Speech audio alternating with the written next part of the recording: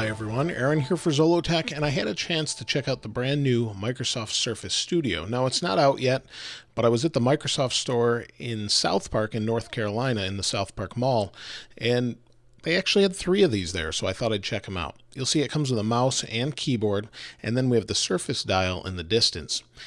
The keyboard looks really familiar.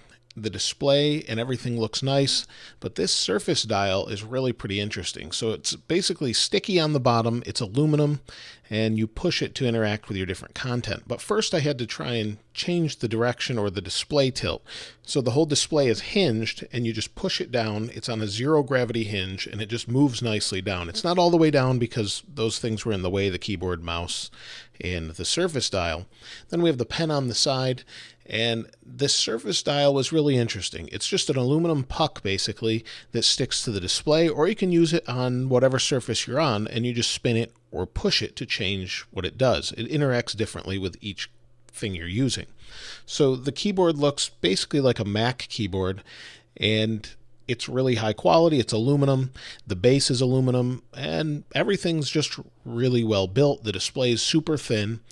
But one of the things I didn't see on many other videos I saw about this is what ports are on the back. So I thought we'd take a look at the back. You'll see the hinges there that are really nice. But on the back we have 4 USB, Ethernet, the power cable, mini display port, an SD card slot, and a headphone jack. And that's all you get. There's no video in, so you can't really use this as a monitor. At the top we have some cameras and sensors, so you can wake it up with Windows Hello or use it as basically a video cam with Skype. The Surface Pen that comes with it is the same that comes with the Surface Book or Surface Pro 4. It adheres to the right or left side of the display as I showed earlier.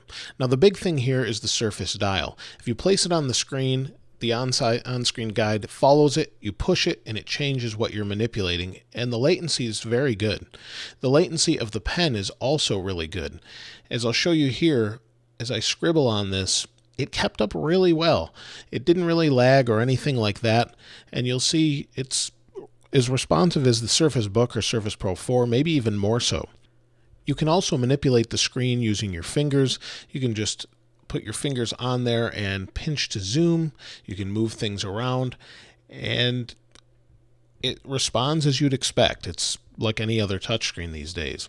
You can hit undo. This is just a simple app that was included for free when they were showing this, and I don't know if it's included for free when you get it, but it was on the demo unit. Now you also have these interesting options. If you slide in, we can change the brightness, and you can do this on the Surface Book and Surface Pro 4 as well. But one of the things you can't do is change the display type. So you've got different studio types to show you what it might look like if you're using it on different content. So sRGB or just vivid displays, and that's a great idea. Now this display is over 4K, and as I bring the camera in closer, this is being recorded in 4K, so hopefully you can see this. It's drawn. This is actually a drawing, and it was hard to spot any pixels whatsoever. It's high enough resolution that I don't think you're going to see those, especially sitting a little bit away from it. Now the responsiveness of this photo app was a little bit surprising. Sometimes it didn't want to react how I'd expect, but then it was fine afterwards. They also had a 3D modeling program on here and some other applications you could try out as well. But this was my first experience with the Surface Studio, and I think Microsoft's headed in the right direction, competing basically directly with Apple with the MacBook line and the iMac line.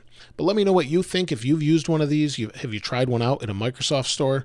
I think it's a fantastic device, quite expensive, but definitely something to take a look at. Let me know what you think in the comments below. If you haven't subscribed already, please subscribe and like. As always, thanks for watching. This is Aaron. I'll see you next time.